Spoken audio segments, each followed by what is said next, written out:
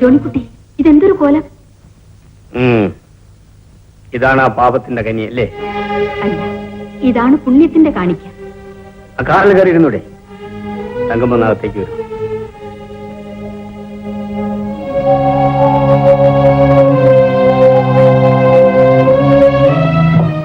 തങ്കമ്മേ, എന്റെ നന്ദി പറയാനാണ് ഞാൻ തങ്കമ്മയെ വിളിച്ചത്. ഇത് പ്രതിഫലമായി കണക്കാക്കരുത്, എങ്കിലും തൽക്കാലം ഇരിക്കട്ടെ. ജോണിക്കുട്ടി, ഈ തങ്കമ്മ നായ എല്ലിൻ കഷ്ണത്തെ എന്ന പോലെ കറൻസിയെ അള്ളിപ്പിടിച്ചിരുന്നവളാണ്. പക്ഷേ ജോണിക്കുട്ടിയുടെ പണവും നന്ദിയും ഒന്നും എനിക്ക് വേണ്ട. മിനി എന്ന മാലാഖയെയും ബേബിയെയും ഇത്രയും കാലം എന്റെ കൂടെ കഴിയാൻ അനുവദിച്ചതിന് ഞാനാണ് നന്ദി പറയേണ്ടത്.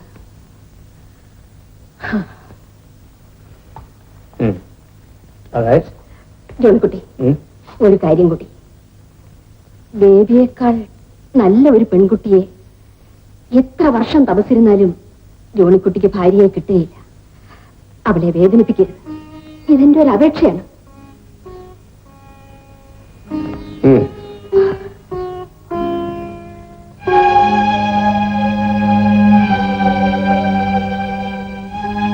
ഇരുന്നൂടെ?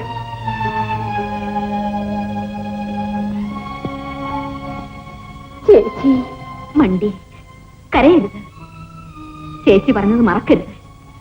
തളരരുത്, തകരരുത്. ആ, മിനിമോള് തങ്കമ്മേന്റെ മറക്കുമോ? വരുന്നുണ്ടോ ഇങ്ങോട്ട്?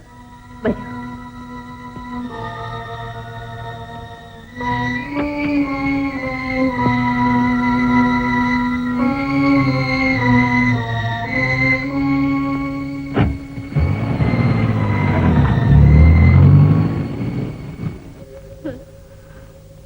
ഗോമതി, അങ്ങനെ വീണ്ടും നമ്മൾ തനിച്ചായി.